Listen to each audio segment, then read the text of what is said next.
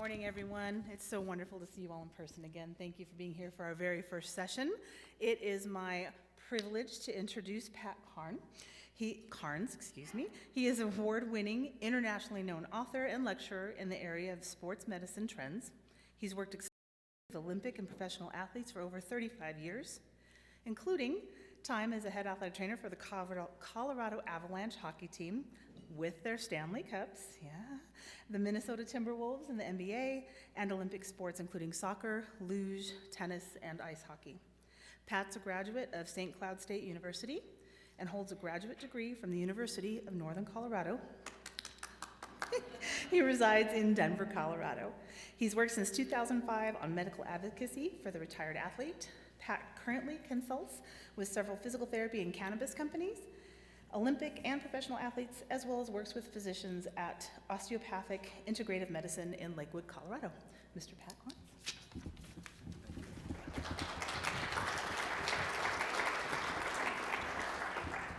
Good morning, and now you're going to hear it for the fourth time. Oops. It's so nice to see everybody in person instead of the Zoom calls, instead of the text messages, instead of everything else. And I want to start first by just taking another moment, and I know we don't like to step up or acknowledge anything else, but I want those of you who lost somebody during the last 3 years to stand up. Somebody who lost to COVID or otherwise. I lost my best friend, Tony Harris, last July, and it's been a bitch.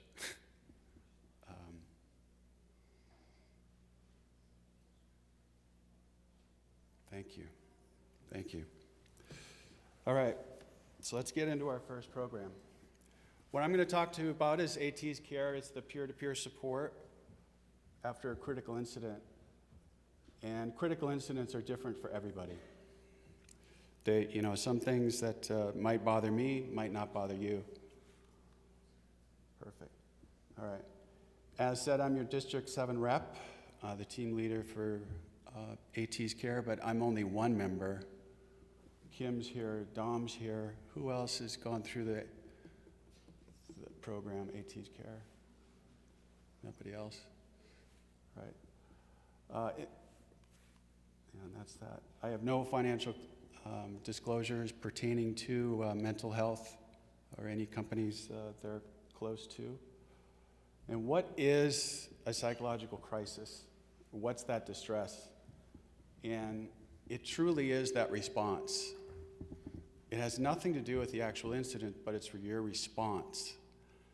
I remember when I first started with the Avs, we had a really heated rivalry with the Red Wings, and they slew-footed one of our players. He went down. In the next period, they took another player into the boards, and he was bleeding out through the head. And I tell you what, that took me out for a long time. Just, how I handled that, but through my undergraduate and graduate training, I just sucked it up and went out there and did it. But there are times when these other traumatic events, be it a school shooting, death to a faculty member, death to a fellow student, that just takes you out at the knees. That your balance, and are you eating right? Are you sleeping right? Are you showering? And even though I say things like that here, they might sound simple, but they're not. And I want you to, take note of that. Are they actually performing, or are they doing their normal things that they wouldn't normally do? If they're not showering and they stink, like some of your athletes, then, something's going on there. Go ahead and take a moment, pull them aside, and ask them how they're doing.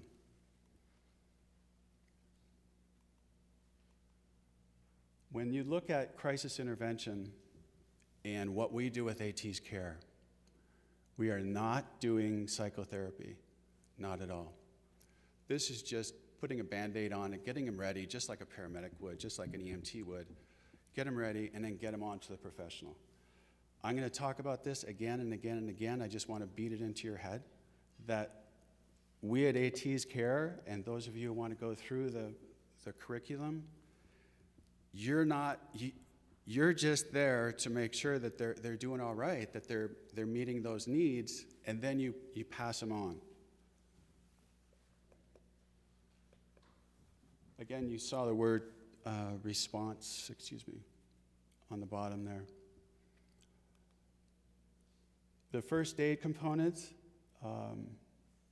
this was originally developed for public health workers, specifically firefighters and paramedics, because they saw stuff that normal people don't.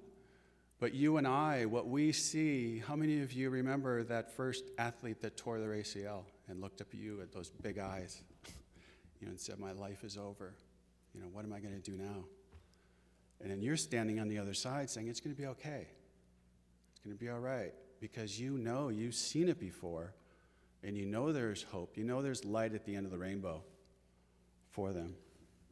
And so they did it originally for the, like I said, the firefighters and the paramedics. And let's see if the next slide, that's us. 2016 is when we started. But George Everly out of Johns Hopkins University is a person who started this. And he brought it over to the athletic trainer, to sports. Can I get some water? I'll just take that last glass.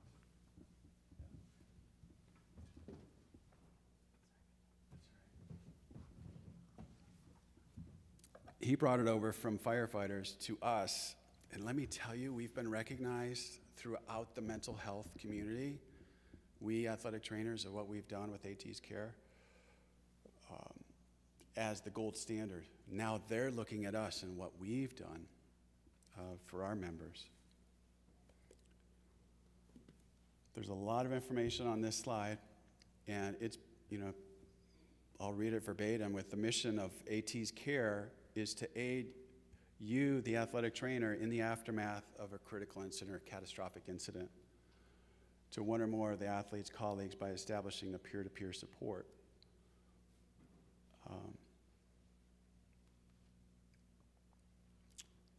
To date, we've helped over half the membership. As you probably know, there's 45,000 registered members with the NATA. We've actually touched half of you out there, regardless of your status and regardless of your affiliation. I've been requested upon different times to not only contact the athletic department, other athletic trainers, but coaches, as well as spouses. They're just as important. The core principle, and when I was explaining this to Jim Keller of AT's care, is confidentiality. We've got excellent clinicians like Kim and Margie and some of you others out there, Mike, that you hound your students to take notes.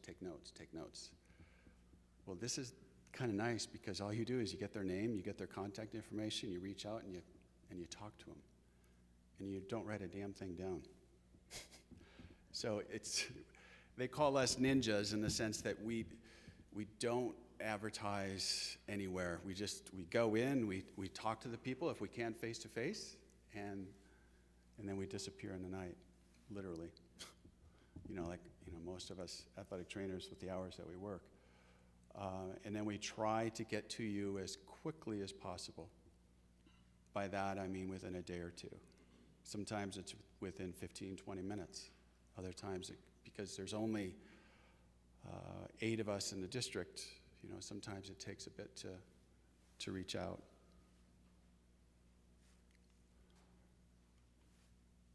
Again, the not psychotherapy piece. So, the core principle, and this is where you're going to start taking notes. What we're not going to do is we're not going to critique that event. I'm not going to tell you that you put that football player on face down on the spine board and they should have been like that. No, I'm not going to do that, and that's why they have a neck injury. No. I'm going to ask you how you're doing and how you're responding to the situation. That's the difference. And that's the big takeaway from here. How are you responding?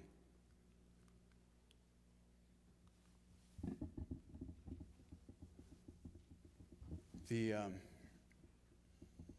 let me back up here 1 second. Anybody in this room not been affected by a traumatic event? Living under a rock for 4 years, 5 years? I mean, we all have. Anybody know about the suicide hotline that's going to be instituted this summer? It's 933. All right? I think it's July. I see one head nodding. Anybody else? I'm pretty sure. And this just talks about the suicide rate. I'm just reflecting on my emails this morning of another high schooler. And you know where the highest incidence? How many of you work with middle school athletes? Couple. 700% increase in suicide, ages 12 through 17 in the last 5 years. 700%. A permanent solution to a temporary problem. But that, they're in such a deep hole. That's why you can be so beneficial to ask them how they're doing. Just ask them how they're doing. All right, let's go through the national office wants us to share all these numbers with you. This is nationwide. We had nearly 200 fatalities that were reported, indirect and direct, with 5,200 members that we talked to last year. Now, if we could queue up and play this video. There's actually sound to it.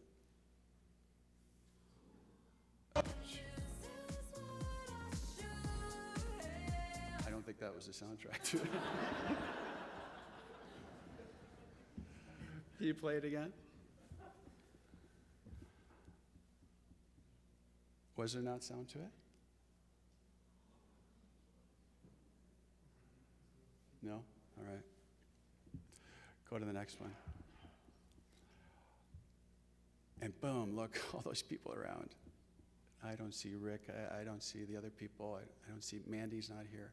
Who else has worked rodeo? A lot of you guys. And look at that cluster. My God. And what if this happened? Now let's change it to you. If you were diagnosed with a critical or terminal illness, or you lost your you lost your house in a fire up by Boulder, what would you do? How would you be able to handle it? I can guarantee you that you can look to your left, look to your right, that there's somebody in this room that would be there for you to help you get through it. That again, the vicarious trauma, that's the piece that, even though you weren't on the bus, that hit a wall or somebody else hit that bus, it still affects you. That's why we have the indirect and the direct care. Now, let's throw them all up here. What if an AT I know needs help? What do I do? Take a picture of this slide. And if you only get one thing, I want you to get that thing on the bottom. Listen. But when you are, you're approached, this is the short version of what we do with AT's care. Take that breath and collect your thoughts. That might take a half an hour. That might take half a minute. That might take half a day. That might take a day. But organize your thoughts. Make sure that person is safe. Here's the red flag that we don't like to talk about, but we have to talk about. And that is when you talk to a person, and if they mention that they're going to harm themselves, what are you obligated to do? Report it. And you got to tell them that at the beginning.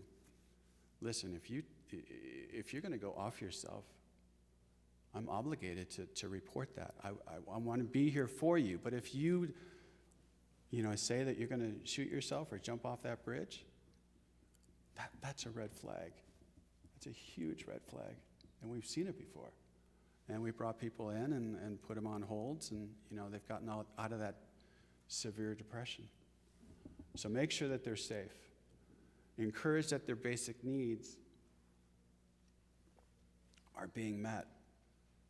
And by that, I reflect back on a high school athletic trainer who was part of a school shooting, part of it. One of the athletes was killed. And I asked her, I said, so how are you doing? Oh, I'm fine, everything's fine. And then I just went down the list. I said, so, are you eating? Yeah. Are you working out? Yeah. Well, when you work out, how long do you run? How long do you, take a walk, take a break? Oh, normal. What's normal? Oh, 2 to 3 hours. I'm like, whoa, that's abnormal. I mean, normally, how many of us would love to have a 2 or 3 hour break to work out?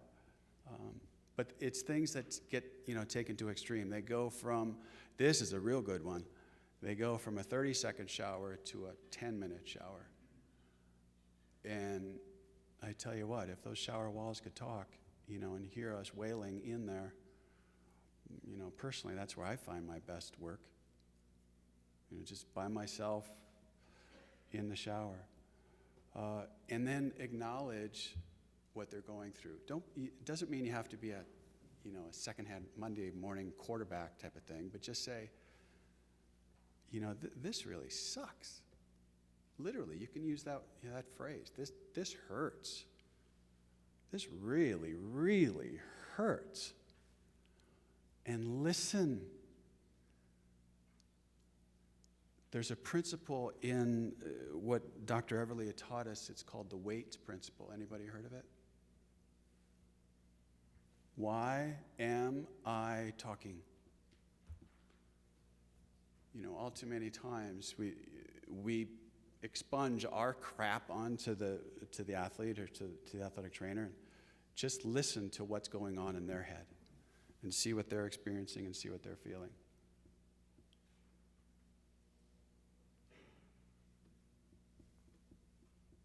Listen. There we go. All right. Can we play this video? There will be sound on this one. It's just, there's all this pressure, And sometimes it feels like it's right up on me. And I can just feel it, like literally feel it in my head. And it's relentless. And I don't know if it's going to stop. I mean, that's the thing that scares me most, is that I don't know if it's ever going to stop. Yeah. Well, you do have a nail in your head. It is not about the nail. Are you sure? Because, I'll bet if we got that out of there... Stop trying to fix it. No, I'm not trying to fix it. I'm just pointing out that maybe the nail is causing... You always do this. You always try to fix things when what I really need is for you to just listen. See, I don't think that is what you need. I think what you need is to get the nail See, out. you're not even listening now. Okay, fine. I will listen. Fine. It's just... Sometimes it's like... There's this achy... I don't know what it is. And I'm not sleeping very well at all. And all my sweaters are snagged. All of them. That sounds really hard. It is. Thank you. Ow! Come on, if you would just... Don't... Try to see things my way. Do I have to keep on talking till I... How many of us? Come on, really? Honestly, is that not true or not? All right, let's go to the next one here. So these are all the things that you want to avoid. And most important there is that back, and that's the confrontation. Because you might back that person into a hole, what they perceive as a hole, and you didn't even know it. And when you put them back in that hole, they'll shut the door and they're gone. So please, have that empathy, which is the next slide. But don't, I guess the biggest word here that's not on that is judgment. Just like the previous video was showing. And you, yeah, you need to forget about it, the intentions behind it. So if you could play this video with sound.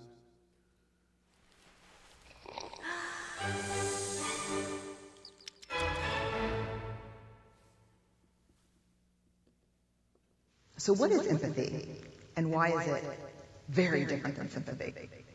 Empathy fuels connection. Sympathy drives disconnection.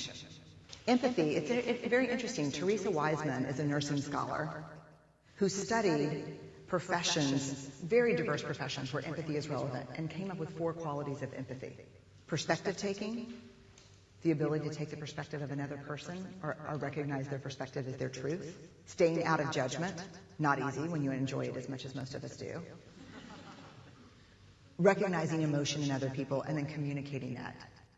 Empathy is feeling with people. And to me, I always think of empathy as this kind of sacred space when someone's kind of in a deep hole and they shout out from the bottom and they say, I'm stuck, it's dark, I'm overwhelmed. And then we look and we say, hey, climb down. I know what it's like down here. And you're not alone. Sympathy is, ooh, it's bad, no. You want a sandwich? Empathy is a choice, and it's a vulnerable choice, because in order to connect with you, I have to connect with something in myself that knows that feeling. Rarely, if ever, does an empathic response begin with at least. Yeah. And we do it all the time, because you know what? Someone just shared something with us that's incredibly painful, and we're trying to silver lining it. I don't think that's a verb, but I'm using it as one. We're trying to put the silver lining around it. So, I had a miscarriage. At least you know you can get pregnant. I think my marriage is falling apart. At least you have a marriage. John's getting kicked out of school. At least Sarah is an A student.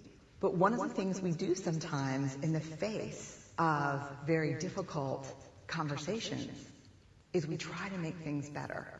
If I share something with you that's very difficult, I'd rather you say, I don't even know what to say right now, I'm just so glad you told me. Because the truth is, rarely can a response make something better. What makes something better is connection.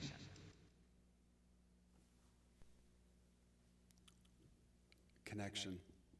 And that's what we're all about as athletic trainers. You know,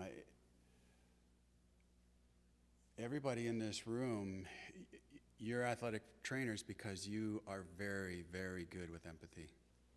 You know, if I was talking to a bunch of construction workers, it'd be a different story, or, you know, police, firefighters, whatever. But we as athletic trainers have this in spades.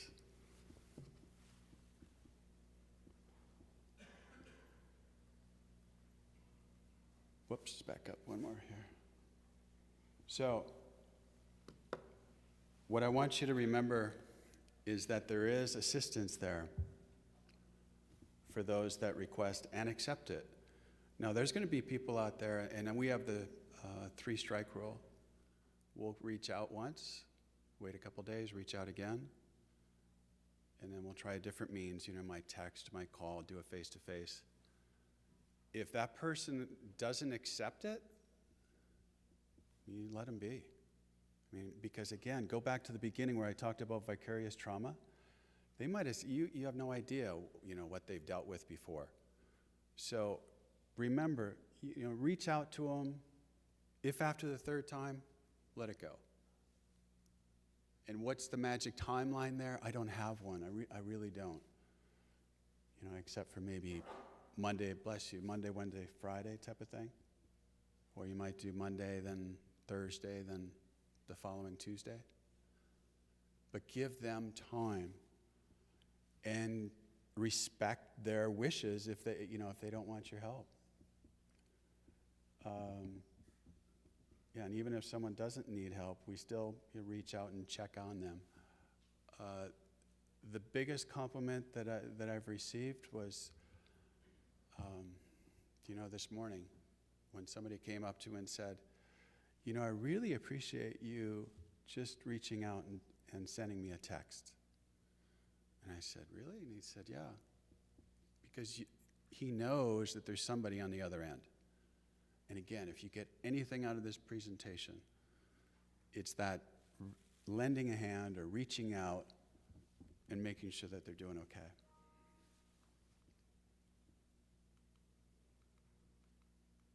Compassion fatigue, also known as transference. I'll be the first to admit that it's been really, really, really difficult these last few years doing what we're doing. And like I said before, that 700% increase was suicide for middle school kids.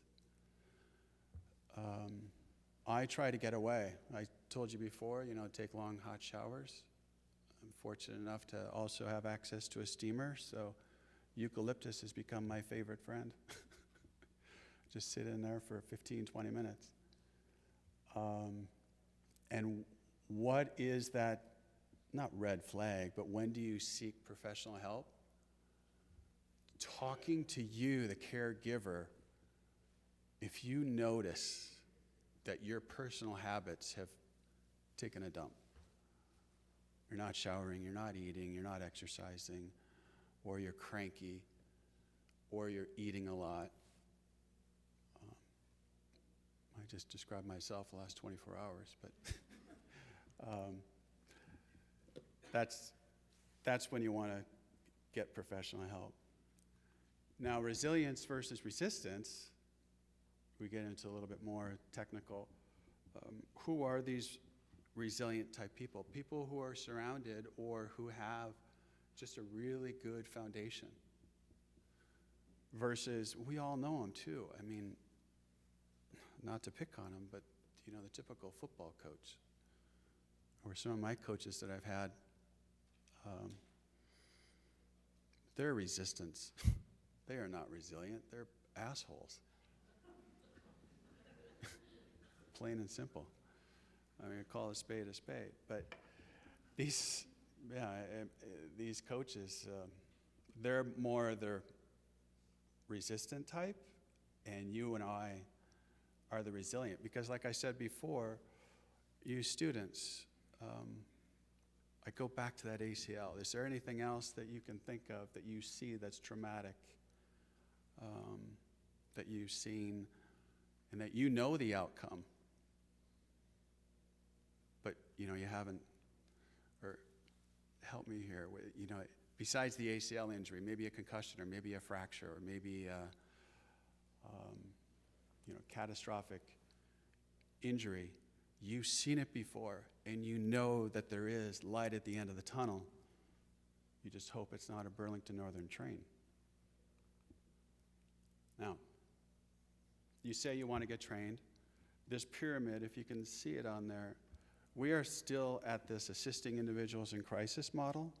There's only one person in all of the NATA that's risen to the very top advanced group crisis.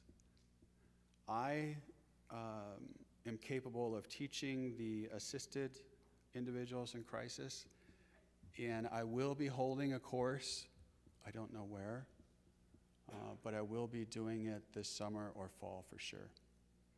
So if there's anybody out there that wants to be involved, please come and see me.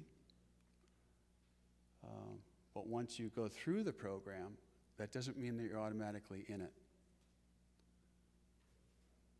By that I mean, it's not everybody, and without mentioning names, there's people that within our profession that they're the last person you want to listen to, so even though you go through the curriculum, it doesn't mean that you're on the team. So every district has a team.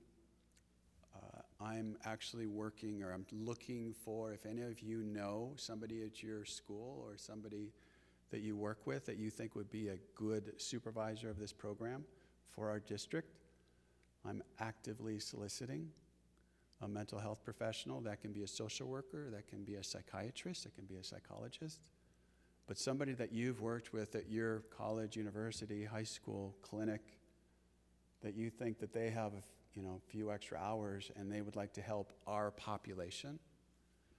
I'm actively seeking that person to supervise me and then to work with Dr. Everly on a national level. So how to access support? How many of you have been on the NATA website? Everybody. You look on there for AT's Care and there's a submit form in there. You can do it anonymously. And I don't know about anybody else, but when I fill out that form, I always have a problem with the telephone number. So now I just go 999-9999, just enter that. Just put something in there. That's all they're asking for a field. The most important thing that we're looking for, though, is how to get a hold of that other individual. And you can write that down in the notes. So that's the little secret. When you fill out the AT's Care form, we're most importantly looking at the notes. And that's, then that essentially gets to me. So I thank you for your time this morning. We will be having a breakout session debriefing for anybody who wants to join. We're going to have there's going to be a board, isn't there like a message board out front? Probably. Yeah. We'll put that out there because people have asked if they could, have one-on-one FaceTime with me or FaceTime with the members. We'll put that up on the board and come see us. Questions? First presentation, I know it kind of sucks talking about this, but hats off to leadership for actually throwing it out there, and hats off to the NATA for spending all the money on people like myself and those of you who have gone through the program. I think it's been very, very beneficial for our mental health. And then the other side note that I was talking to somebody who went to the Beijing Games, and they said that they flew over more mental health professionals than they did medical,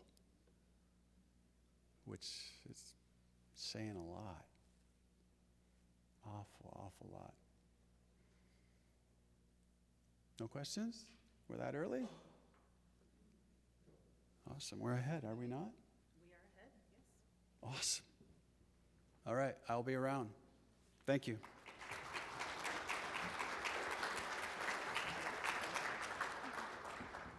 I just want to thank Mr. Pat Karns for talking to us today, and we have a few minutes break. We'll start again at 9 o'clock.